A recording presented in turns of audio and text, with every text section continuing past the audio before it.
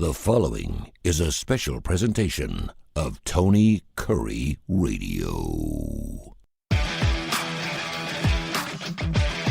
Welcome back to the award-winning Keefer and Kurre show here on the TKR app. Just put those three little letters in there, Android or Apple, and you'll be listening to great classic rock and roll to the bone and 14 different unique shows, including this one here. I'll be honest with you, and I'm not self-deprecating at all when it comes to the Kurre and Keefer brands, because the Keefer and Kurre show are fantastic. We love talking about things, and for people that don't know and get behind the curtain a little bit, Kip and I have some lively discussions before we actually even start the show about what we want to talk about, and we really enjoy spending some time together. I hope you enjoy the show as well. You're going to enjoy the show on ABC 3340, 10:30 to 11 o'clock on Saturday mornings. By the way, 16-5-1. Kip Keefer and Tony Kurre are on our picks, on our best bets, and that's not even what the show is. Case Keefer is our handicapper, and he has been absolutely on fire as well. What is he, like 12-1 the last 3 weeks or something, Kip? Swept the board the last 2 weeks after going 3-1 3 weeks ago. So that's exactly right. So I guess that adds up to 11-1, but that's still pretty strong. It is unbelievable. So for any other reason, just to listen, and you know, we know what we're talking about when it comes to college football. Now we have the CFP fit and ready to go. We'll certainly talk about the FSU situation in Alabama and everything else going on again this Saturday morning from 10:30, 11 o'clock. Speaking of college football, we are towards the end of the year. We do have the Army-Navy games. We do have the bowls coming out, which is just one of my favorite times of the year. I love to see the matchups. Of course, we have a bowl game here in Birmingham that we're looking forward to with Troy and Duke. And I wanted to talk to you today about just the overall view of what college football was for Kip Keefer in 2023. What changed, the future. We already talked about in a previous show, the championship series and how it will expand. I think it's hilarious, and this is certainly something you can talk about, but just really funny that the Pac-12 is being dismantled. And for the first time, and I can't tell you how long the Pac-12 is actually being represented in the college football playoff. And because of Washington did go undefeated, it did push some people out. This is the first year we've been talking about chaos forever. Every year, about 3 weeks left in the season, we go, okay, we have a chance to have 16 one-loss teams. What are we going to do? And it always seems to work itself out. This is the first year where the committee actually had to work and actually put in a team that they weren't too sure about and hold a team out they weren't too sure about. And I from a college football standpoint, I hate it for FSU, but I absolutely love it from a college football standpoint. I think it makes the point very relevant and prevalent that we can talk about it for a long period of time when we have so much chaos in college football. And again, next year, I doubt we're going to be having the same argument about the number 13 team as we would about the number 5 team. But what are some of your thoughts about college football in 2023? Well, Tony, let's start with this playoff selection because it's so controversial. It's making all of the regular news programs. I saw an interview last night with Governor Ron DeSantis from Florida. Mm-hmm. And of course, the second or third question after, his policy on of all these various issues in the campaign, Governor, do you have anything to say about the Florida State exclusion from the college football playoffs? Yes. And DeSantis had strong thoughts on that. And one of the things I think a great place to start, Tony, is what everyone is saying that is up in arms about this is this committee did things that have never been done before. No undefeated team has ever been left out. It's absolutely an outrage. But every year is a fluid situation on its own.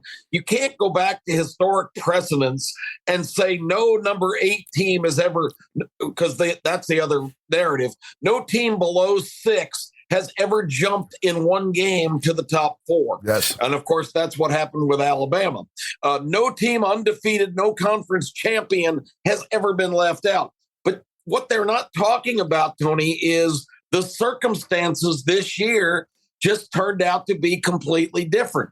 You can't use these never have happened befores because, again, the landscape was altered.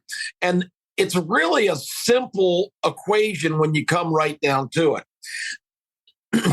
In this playoff format, excuse me, in this playoff format, there were 4 spots 4 places, 4 teams get in. There are 5 major conferences. And those major conferences this year all produced deserving teams. Somebody had to be left out, and unfortunate was Florida State. Yes, they went undefeated. They won their conference. It is absolutely a shame that they're out. They lost their quarterback a couple of weeks ago. It's just the way things kind of evolve. But it's unprecedented what happened this year, Tony, in terms of what you had to deal with in the committee room. You had to pick from the 5 champions, the 4 best teams there. Now, they did that because Alabama had the best win of the year. It was against the number 1 team in the country. They got the job done. They won the game and won the most important dominant conference championship of them all. And by winning the SEC, Alabama absolutely earned their spot. And anybody who's saying that it was at Florida State's expense is just not in tune with what college football is all about. The SEC, Tony, has won 19 of the last 25 championships. Yep. And 6 in a row. And that has to factor in. The SEC is the dominant league. Alabama has the best win, not only of this year, but of this entire decade. And for them to be in over Florida State is absolutely appropriate. And I have absolutely no issues with us looking at not only presidents, but also looking at the past. The Crimson Tide, obviously, you're talking about a team that's won 6 national titles since Nick Saban's been there. And I think that carries a lot of weight. Alabama carries a lot of weight. And I'm not saying that if they had lost 2 games, they deserved to get in, but certainly the way they got in, you and I had this discussion, you could make an argument that was Nick Saban's most impressive win he's had since, well, maybe in his entire career. You're not only talking about beating a Georgia squad that a lot of people didn't think that Alabama had a shot against, but a team that had won 29 games in a row and hadn't lost in 728 days. This is knocking off a women's South Carolina basketball. This is a huge win, and to do it on that stage and do it with a team he's got, this may be his best coaching, best coaching he's done ever since he's been at Alabama, and they certainly deserve to get in. And with that being said, I hate it for FSU. I think if Jordan Travis had not gotten banged up, I do think that they'd probably be in the hunt. And they'd certainly be in the Final Four. But I also believe that they wouldn't have won 16-6, and they wouldn't have looked as lackluster as they did against a 5-6 Florida Gator team the week before. And so that probably would have played well. I know people don't like style points, and a lot of people, I think style points is a joke. For people to sit there and say Texas is going to roll up the score because they want to get style points, let me tell you what, if you could just say, I want to get style points this week and put an extra 30 on the end of your score line, a lot of teams would do it. It's easier said than done. And it really kind of flies in the face, and it's really disrespectful to the team you're actually trying to get style points against. Now, I could not think of a better team that I'd love to get style points against Gundy's Oklahoma State team, which I think has been a joke for a long period of time. Every year they're 8-3. I don't know what even this football team is. Every year I look up, they're 8-3. They're 8-3 or 7-4. It's unbelievable. So yeah, something else unprecedented happened on Monday. We're recording this show here on December 5th on a Tuesday. And this is just so amazing. But yesterday, a total of 532 FBS scholarship players put their name in the transfer portal. In one day, 532 players, which brings the total of 1,127 players, 1,127 players now currently in the transfer portal. I had a wonderful conversation with Mark Ingram, who's the UAB athletic director. I love talking to him. I love talking coaches and X's and O's. It's great. But I love pulling the curtain back on what college sports really is, and you get that from an athletic director. And Mark has been very candid and poignant about his discussions on what he believes is important to college football and how we're going down some rabbit holes that it's trying to put the toothpaste back in the tube or the fat legs back in the pantyhose. It is going to be a situation where something has to be nullified or ramified. Something needs to change. But 1,127 players. Out of those players, 85 of those guys were quarterbacks, including, of course, Dylan Gabriel from Oklahoma, who had a couple of years, a team that knocked off Texas earlier this season. Kyle McCord, who, of course, was the Ohio State quarterback, a team that certainly had a play in the Final Four as well. Aiden Childs, who, of course, is this prodigy, this developmental, unbelievable quarterback out of Oregon who's been waiting his turn behind Bo Nix. He's decided to transfer. So out of those teams that have lost their players, 85 of those are quarterbacks. And of course, obviously the most important position on the football field. The number that is crazy is this time last year, 7.3% of all college football players were in the transfer portal. This year with our new number, 23.7%. I want you to hear this. 23.7%, more than 1 in 5 college football players are now in the transfer portal, which is unbelievable, which makes you kind of just stop, push pause, and rewind everything we've done up until this point to find out and realize why and how we have college football play. We have to realize that if you're let's go and say a 4 or 5 star guy, because most guys, 2-star guys aren't going to go in the transfer portal because they're not going to get picked up. 3, 4, 5-star guys are going to be going to the transfer portal because they know they're going to get playing somewhere else. It used to be my grandmother was sick, or I lost a family member, or I'm homesick, and they'd want the transfer portal. And sometimes it'd be granted and sometimes it wouldn't. And if it was granted, you had to sit out a year. There were ramifications behind that. There was some pain behind that before you could actually start playing. Now, of course, it's all out the window. You can play immediately. Now you have players who have actually spent some time. We've invested hundreds of thousands, if not millions of dollars into recruiting these players. These players, when you sit down a 5-star guy, will have a list of 6 to 10 different football facilities and universities where they get all expenses paid to go look at these teams. They are treated to steak dinners. They are treated to go to the athletic director's home, to the coach's home. They are shown great times. Sometimes it's at actual football games. You go to any football game, you'll see an entire section of just recruits that are coming in to get the game day experience. So in hopes will sign with that particular team. So these players actually have an idea of where they want to spend their next 4 years of their life at. The fact that we have some players now actually spending 2 and 3 years at some of these schools and then deciding to transfer portal. I understand if you think of yourself, and listen, maybe I'm not going to play at the next level. Maybe I'm never going to play in the National Football League, and so I just want to play college football for 5 or 6 years. We had 2 players this year that had 7 years of eligibility. 7 years. We had 2 guys that were 20. Ridiculous. We had 2 guys that were 24 years. We had 2 Chris Winkies in the same season. They were 24 years old and they were playing college football. Listen, if that's what you want to do and you want to play college football your entire life, that's great. I understand that, but we really have to step back and figure out what are we doing and what happened to the relationships that these coaches, and this is what Mark Ingram said, just spot on. He said, very rarely, Joe Paterno, when he was coaching at Penn State, he never went to a recruit's house. He may have been the pill that closed the door. Joe, we need you to show up at this kid's living room and get him signed up. And if Joe showed up at your house, he was going to be a Penn Stater.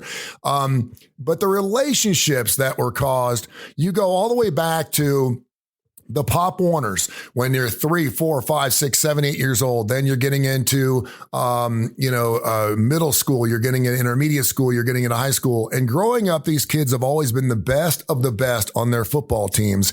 And all of a sudden, they get to an Alabama, they get to an Auburn, they get to a Georgia, and all of a sudden there's 17 guys. They're in the same exact position they are, and they want to shine. They want to be big fish in small ponds. And there's just not enough ponds out there for these guys who believe that being in a transfer portal. Now, there have certainly been situations. I mean, you can even look at a Russell Wilson situation. There's been lots of situations where quarterbacks, Bo Nix is another great experience where it worked out wonderfully for him to get the hell out of Auburn because his wares were never going to be highlighted the way they have been at Oregon. And he's just lights out, one of the best quarterbacks I've ever seen, and he should play at the next level. I don't know if that would have been happening if he had stayed at Auburn for 4 years, but something's got to happen in the relationships that are now being pushed aside from some of these assistants and some of these other coaches in college football who are spending just an absorbent amount of time visiting these recruits and showing them all the good things, and all of a sudden it just means nothing to me. There's something wrong with the world. There is no commitment anymore. I don't even know why we call it a commitment, but the NIL, that's certainly a big part of this, because a lot of players and Mark even said he's got a situation where he knows of a situation, it's not at UAB, where a player said, listen, I'm going to go in the transfer portal because this team is offering me $50,000 to play there next year. Well, the team that didn't want to lose him said, well, I tell you what, we'll get you 60. And then he comes back a week later and says, well, now they're offering me 70. And then the next week he says, well, I tell you what, we'll give you 80. And I mean, there's a bidding war that's going on for some of these players. And it's unfortunately, it's coming down to the mighty dollar. I'm not saying that every transfer portal is like that, because not every one of these 532 players are being promised they're going to get paid to go somewhere else. But be careful what you wish for. I go back to a guy like Tua Tagovailoa, who, his father said, listen, you committed to Alabama. I know you want to be a starting quarterback at Alabama, but Jalen Hurts is the man right there. And what ended up happening in the national championship game, Jalen gets benched, Tua gets an opportunity, and now he's playing at the highest level, making, $3 million a game to play in the National Football League. Sometimes you need to stick it out and stay with your commitment to find out what you're really made of. And last night, Tua was playing guitar and singing on the Manning cast of Monday Night. Yes. Tua's living all of his dreams. Tony, that was brilliantly laid out, what you just went over, a great synopsis of where we are in college football. And let me expound on a couple of things you brought up. Please. One, yes, quarterbacks are going it's just an automatic revolving door now, seemingly.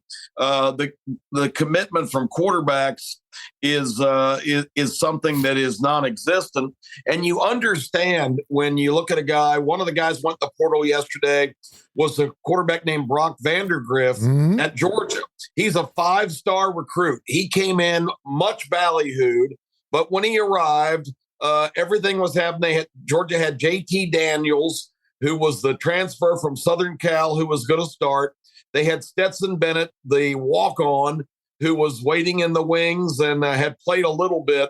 And look how things evolved there. Daniels played, got hurt. Stetson Bennett stepped in. Georgia wins back-to-back national championships. Vandergriff stands on the sidelines and carries a clipboard. Yep. This year, he comes in with a chance now that Bennett leaves, competes for the starting job, but Carson Beck, who had one more year there waiting in the wings than he did, and also came in as a ballyhooed 5-star. Carson Beck wins the job. Vandergriff, once again, only sees the field for mop-up duty. You can't blame a kid like that who waited 3 years for his chance and it never came. And now, if that's not enough, Georgia has a quarterback coming in next year named Dylan Raiola, who is the most recruited, ballyhooed prospected quarterback in the entire country. And this kid has already been on campus frequently because his family moved to Beaufort, Georgia, a half hour from Athens, a powerhouse high school program in Georgia. Once he signed with the Dogs, he played quarterback for Beaufort and was every Saturday hanging around at all the Georgia games all year, and will play in the spring. It will participate in spring practice.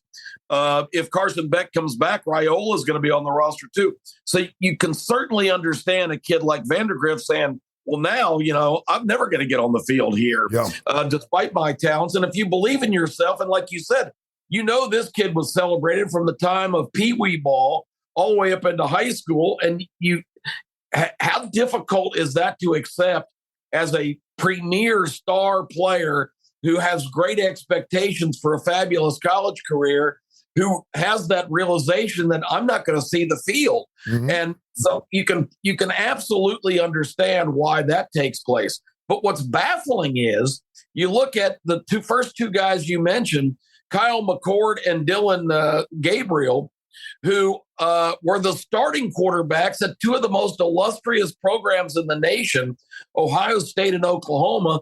Both had successful seasons. I think up at Ohio State, that there was a lot of grumbling that McCord was not up to the standard of a typical Ohio State quarterback because they weren't scoring 50 points a game. They were scoring more like 25 or 30. And, of course, he did not beat Michigan on the biggest stage that he ever had. True. So, and the starting quarterback at Ohio State says, I'm out of here. Mm-hmm. Same thing with Gabriel at Oklahoma. I just watched him, Tony, in the last game of the year, just absolutely against TCU. I think they hung 69 points in that game under Dylan Gabriel. Yep. So for these kids to make that decision, it's got to be monetary, or it's got to be that there's some backlash. There's some just relationship things. There's that word again that you use so frequently. Maybe there's just some friction with a coach, or things that players have dealt with their whole lives. And then back in days past, of course, you had personality conflicts with coaches and other players. But now it's just simple. Okay, well, I don't like what this coach said to me last week. I'm transferring. I'm going somewhere else. So it amazes me that these high-profile starting guys, I'm off to the portal. I've had enough. Spencer Sanders last year, who started for 4 years at Oklahoma State, and had a year of eligibility left, but for whatever reason, he said, I'm out of here. I'm leaving. Oklahoma State really didn't have anybody in the wings this year, and kind of still managed to have a decent season. But like you said, they're 7-4, 8-3. You can just put it down no matter who's playing for them. But Sanders just decided after 4 years at Oklahoma State, I'm going elsewhere. He transfers to Ole Miss and plays for Lane Kiffin, but never sees the field because Jackson Dart is the starter there, and Sanders didn't even play. So it just makes you scratch your head, what's motivating these guys? And at the core of it, it's got to be either just, not being able to interact with people. Those relationships get stale. There's something wrong there. Somebody insults them, who knows what.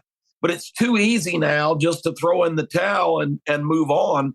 And, of course, the NIL plays right along with this because, like you said, it's a bidding war for a lot of players. And that is not what name, image, likeness is supposed to be about. No. Name, image, likeness gives a young man who has reached some notoriety the chance to market himself, do commercials, sell jerseys, whatever, to take advantage of his name, the same right all of us have as Americans. I'm all for name, image, license. I am not all for bidding wars between boosters at schools to get players. That is not name, image, license. And the NCAA and college football establishment is guilty of creating a monster that is completely out of control now because they didn't, the NCAA was so busy with teams of lawyers fighting the whole concept of the transfer portal and the NIL to the point where they took it to the Supreme Court, and the Supreme Court ruled in favor of the players 9-0. When's the last time, and I think we said that's the last time we talked about this a little bit, when's the last time the Supreme Court has agreed 9-0 anything? on anything, no doubt. You talk about a slam dunk, and the NCAA spent tens of millions of dollars fighting NIL and the transfer portal, and look where it's gotten us now. To me, it's an astounding situation. I think it's interesting too, and I'll just we'll put a cap on this. The South Carolina Gamecocks lost 15 players yesterday. 15 players. Of course, you're talking about a team that was 5-7, and I certainly understand that. Only 2 teams out of the 130 teams that play in the FBS did not have one transfer portal player yesterday, and those were both out of the Big Ten, Michigan and Northwestern.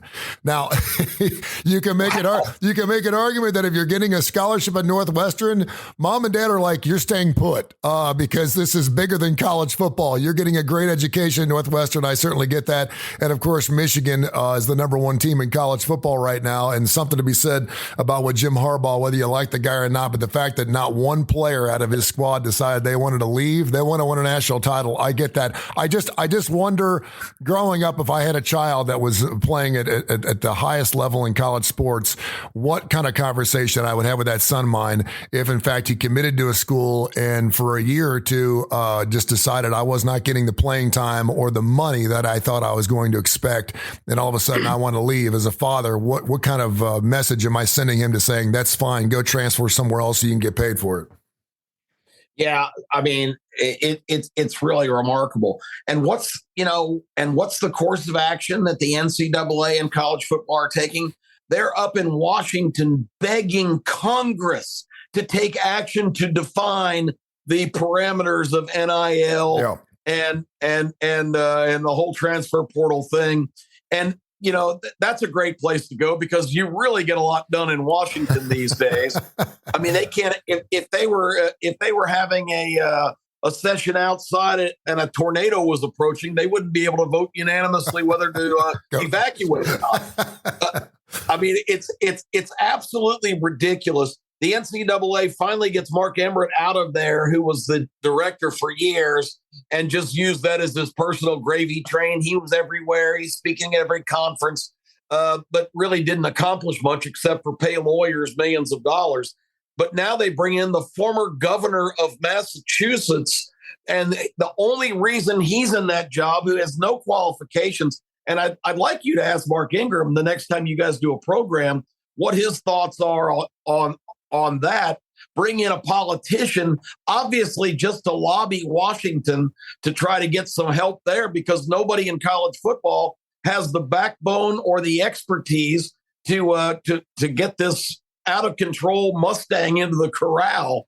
It's just amazing to me how inept and how obsolete the NCAA is.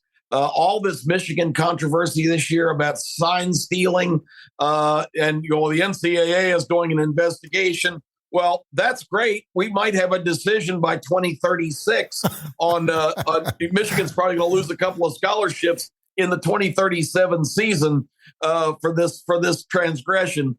So the whole NCAA concept, I've said it before, just like you see the footage of the classic hotels in Las Vegas being dynamited and come to the ground. That's what NCAA headquarters in Indianapolis. We need to see that footage sometime because it's an obsolete organization. It doesn't have any teeth, any legs anymore. It needs to go away. And college football, if they're going to be a big business like they have made moves to be, they need to have their own commissioner, and he has to have absolute power. And the universities, just like baseball and some of the other sports, he works for the different institutions. We've got it. If we're going to completely overhaul the sport, we've got to overhaul the infrastructure as well. There's no doubt. Anything else in college football from 2023 that kind of spiked your interest a little bit? I guess the story of Liberty is kind of amazing to me. Liberty, where Hugh Freeze left to come to Auburn, they brought in a new coach, and Liberty goes 13-0. And because Tulane lost last week against SMU, the Fiesta Bowl this year, Tony, is Oregon against Liberty. Wow. If I'm an Oregon Duck, I'm about as thrilled to play Liberty as, come on, man. This is my major bowl, my swan song in college football. But, this whole opinion of trying to get the little guy teams involved, and there's a provision in this major bowl situation. The two bowls that are not used for the playoffs, that are the two bowls that are used for the playoffs, the other four get the next best 8 teams to match their games, and some good matchups there. Georgia, Florida State in the Orange Bowl. You've got Ohio State and Missouri in the Cotton, and over in Atlanta in the Peach Bowl, it's going to be Penn State and Ole Miss. That's all fine, but what we found in recent years is many of the players are, just like you said, are already in the transfer portal. Many others will opt out because they're going in the NFL draft. They won't play. We don't even know who's going to be in those games. They're as obsolete as any of the minor bowls, and it's really kind of a shame. But I think the insistence, because it's not the team that's probably the odd man out here, is Louisville, who I think was the next team in the poll. They're getting shipped to a minor bowl because we've got to reward one of the smaller leagues, and I have no problem with giving them just reward. But I think we're even going to see more of that because they're going to revamp next year's 12-team playoff, and they're probably going to include 2 or 3 little conference teams in there that's going to push out teams that are 10th and 11th best in the nation in terms of their personnel and performance. So the politics is just beginning. Let's see what we have when they refurbish this, because the Pac-12 is now the Pac-2, and they are not going to get an automatic bid. So it's going to be really interesting to see what the finished product's going to be. But stay tuned. I think eventually the 2 mega conferences, and if you look at it, the 4 finalists this year, it's 2 SEC teams because Texas is a de facto SEC team starting next year. And you've got Washington, who is a Big Ten team. So basically, after all of this wrangling, we've got 2 SEC and 2 Big Ten teams in the tournament. And the mighty prevail. We might as well go ahead and start calling that the ESPN League and the Fox League, because those are the controlling entities for both of those leagues, and they are not going to get left out of the party. Be remiss not to mention, of course, James Madison, another fantastic story. And we've seen this happen before, where a team that moves from the subdivision up to the FBS, they're not allowed to play in a bowl game. And because they had the lack of numbers and actually to have teams play, James Madison was awarded a bowl game this year at 11-1. They're going to be taking on Air Force in the Lockheed Martin Armed Forces Bowl on ABC coming up on the 23rd. So congratulations to them. They're actually a small favorite in that particular game. You mentioned Oregon, and of course, Liberty and Oregon favored by 14.5 in that particular ball game. And just to go back, and we'll go full circle. You and I are into numbers. We mentioned the fact that on our television show, we're 16-5-1 in the last 11 weeks. We've been on fire, and Case Keefer has been unbelievable. 11-1 his last 3 weeks. There's something to be said about looking at what a team is expected to win by. And I realize that you set lines so you get even money on both sides, but there's no one out there that doesn't realize that if a team's favored by 14, they're supposed to win by 14. That's what they're favored to win by. And when you look at the Georgia FSU line and see that line at 14, a lot of people are kind of liking FSU just because they feel like Georgia is going to show up lackluster because obviously they're not playing in the playoff. I don't think that Kirby Smart's going to have that moniker in his agenda with his football team. I think they'll be ready to play, and I think they'll play lights out fantastic. But if you're just looking at line play, to realize that you have a team that got snuffed. No one's talking about Georgia not getting in. They won 29 games in a row and lost to a team that is in the playoffs, and they're number 6. They're not even sniffing the finish line, which I think is, I can make an argument that Georgia certainly should have gotten in before FSU. I don't care if they had gone 23-0 FSU. Georgia's a better football team, and even Vegas sees that by favoring them by 14.5. Well, my final thought here, Tony, is that just 2 weeks ago, in an interview with Heather Dinich with ESPN, Hancock, the president of the college football playoff, said, this process is to determine the 4 best teams. That's the 4 teams that the committee is duty-bound to select. Well, everybody knows that's absolute BS, because Georgia, as you mentioned, 2-time defending champion, 44-1 in their last 45 games, have not lost, as you mentioned, in 728 days. They lose by a field goal to Alabama in a game that they had the chance to win. They had everything go wrong. They committed the only turnover of the game, which cost them 3 points. They had a sack and a penalty that pushed a 38-yard field goal to 50 yards that glanced off the bar.